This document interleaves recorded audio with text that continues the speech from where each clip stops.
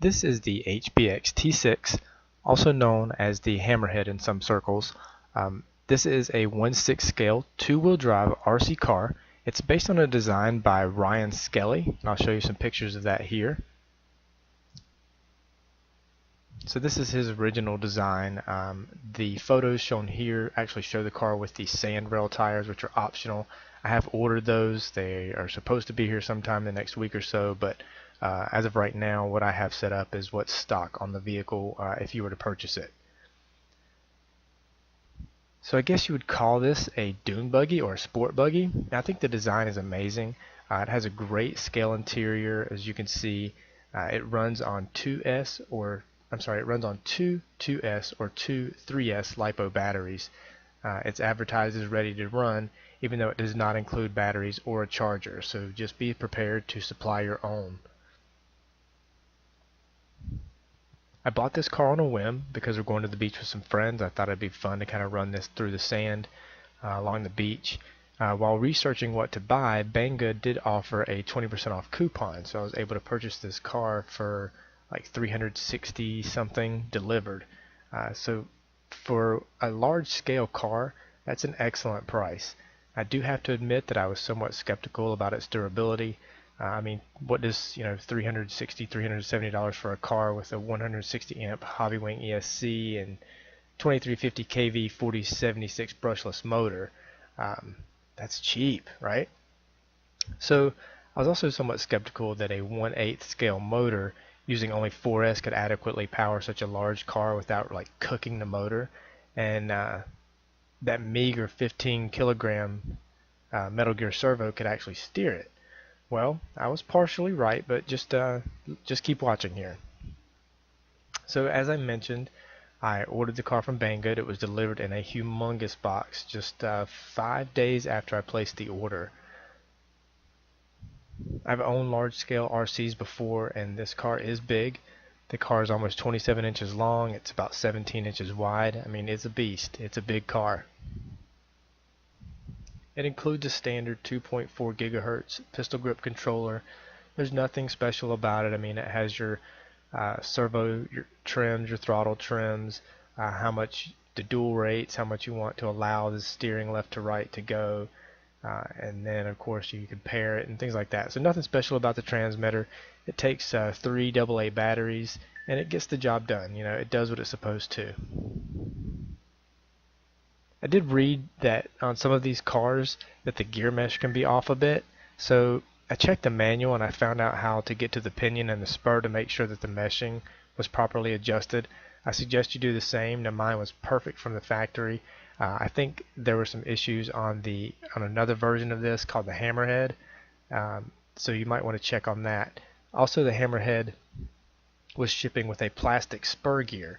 I know that that's a problem as well. Plastic on a 26-pound car is not going to work, okay? It can't be good, even with a slipper clutch. So just be careful. From what I understand, as long as you get the HBX T6, you're going to get the steel spur gear. Mine did come with the steel spur gear. If you order the Hammerhead, you're most likely going to get a plastic one. So one issue with these body panels is that you have no access to your servo or your shocks.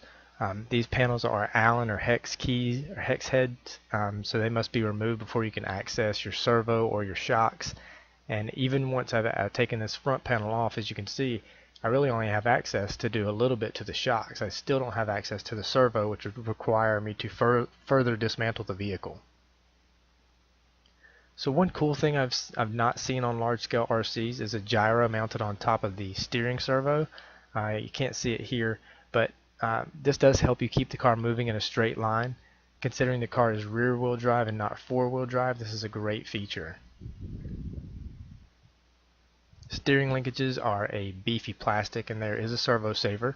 Shock towers are plastic as well. Shocks are single spring with an alloy body. They're threaded, they're adjustable. Since it's two-wheel drive, there's no differential up front, so there's really not much to see underneath.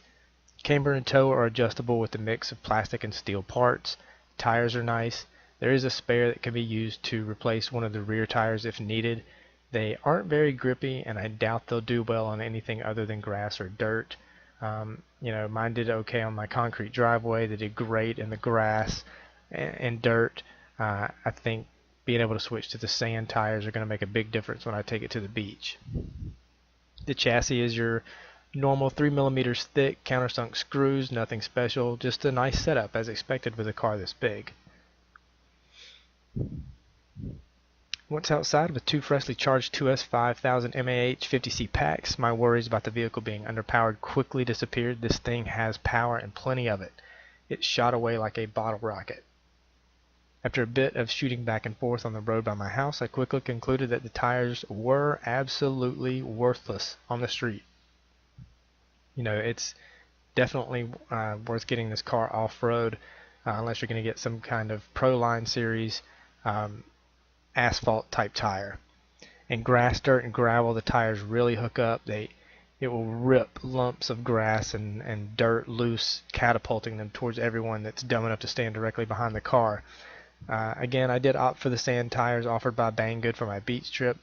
Those tires should be much better on the asphalt compared to stock. The car does track very well, as long as the front wheels stay on the ground, that is. If you really give it some juice, the front wheels are going to come up, even in grass. The front wheels come up off the ground. With heavier front tires and a slower throttle up, it's very easy to keep the car straight. When in contact with the ground, that built-in gyro does its job very well. Now the damping is a bit too mushy for my liking, and the rear end does slap the ground pretty much all the time. This does not influence drivability, but it is going to be something that I address and adjust eventually. Again, it's two-wheel drive. It acts like a two-wheel drive. It's definitely not four-wheel drive, but overall it's not bad. Using 5000 mAh battery packs, I can run for 18 to 20 minutes. And there's a voltage cutoff that will intervene when your batteries are low. After running, those packs are generally lukewarm. The motor, however, is pretty hot. That does confirm what I expected. So to get that much speed from a 1/8 scale motor, the car is slightly overgeared. I would suggest, if you want to do anything to make this car last longer, get a low C15T steel gear. Maybe a motor cooler from Castle. Both will fit with no modifications. I've not done either one yet. It may be something that I'll look at in the future.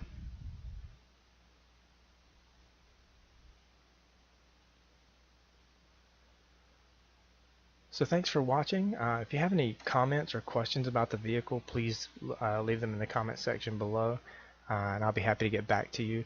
Please rate and please subscribe.